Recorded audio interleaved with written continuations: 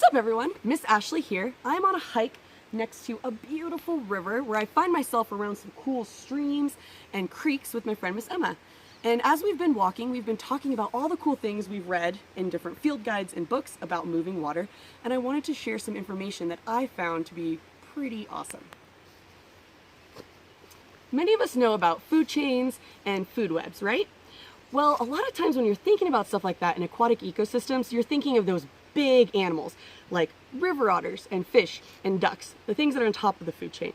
But before you can even think about those animals, or even smaller and smaller, you have to get to the things around you that start our food chain. So things that come from vegetation.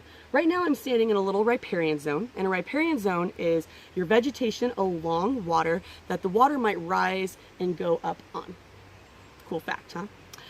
So what I want to talk about is if you look around, even in the water, if you can see in there, you'll see that there's roots, there's trees overhanging with things like windstorms, branches, and twigs might fall in. And all of that vegetation is going to break down and become a food source for different animals. Primarily are really small animals like different macroinvertebrates that are going to eat it up. And then we can move along the food chain. I decided to move about 20 feet up the creek to show you how the water changes in just a short distance. The sections of water are rapids, riffles, and pools. Now where we are right now, we don't have the change in elevation and the deep water to make rapids, which are those really big waves you see in rivers, but there's some good examples, a little riffles, which is shallow water that's moving, and some pools where the water collects and is usually pretty deep and very, very slow moving. The reason why I bring this up is because earlier I mentioned how the vegetation is going to fall into the water and create this organic material that is going to work its way up the food chain. Now depending where those things fall, so I collected some organic material, I have a pine cone and some sticks and some grasses. Depending what kind of moving water it falls in, the rapids, riffles, or pools, is going to show you different ways that this material is going to move and collect. So for example, if I throw my stick near the riffles, it's going to kind of work its way through that moving water. But if I throw it over here in this pool, it's probably going to sit and collect there for a long time. Now there's a really cool game you can play, which most of us naturally play anyway. It's really cool to just throw stuff in water.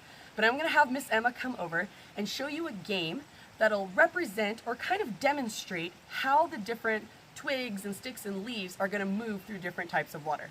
Miss Emma, can you come over here and show them what you got?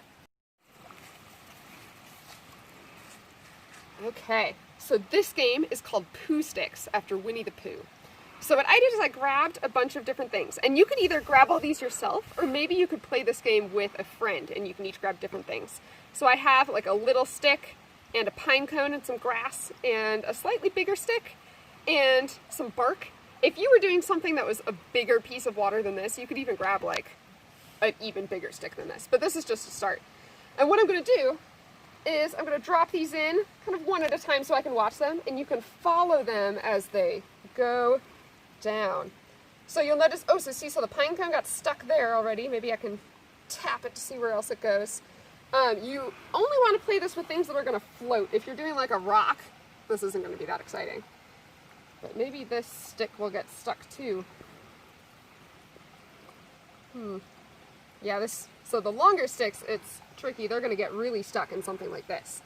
So another way you can play this game is if you want to use a larger body of water, you can either find a safe place on the riverbank where you can toss things in, or you can find something like a footbridge where there's no cars, so you can drop something on the upstream side of the bridge and then go to the downstream side and see maybe whose stick comes out the current first.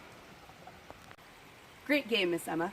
But I want to step it up a notch and challenge you to turn that game into a scientific inquiry project. How would you do that, you ask? Well, not only are you just throwing sticks in the water and seeing what will happen or grabbing different materials, but you can also learn so much about the body of water that you're throwing those sticks and other organic matter into. You can tell how fast the water is moving.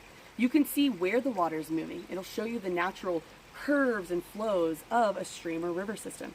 It'll also tell you where that organic matter, those things that are coming in, where are they going to collect? Do your little objects go further down the stream? And these things, even moving higher and higher up, are going to tell you maybe where certain insects are going to be. Maybe at a spot where lots of leaves are falling is going to be a great food source for some of those caddisflies and stoneflies. And if you have animals like that, maybe you have some fish there.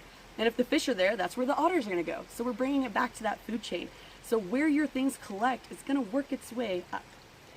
And for those of you who are inspiring fishing enthusiasts, it might be kind of nice to know where some of the detritus or the organic material are gonna fall. That's where the bugs are gonna be, and where the bugs are gonna be, well, I'll keep that a secret. All right, Pooh sticks on a bridge. I'm doing a little stick. I'm doing the bigger stick. Mine's gonna win. Let's go. Okay.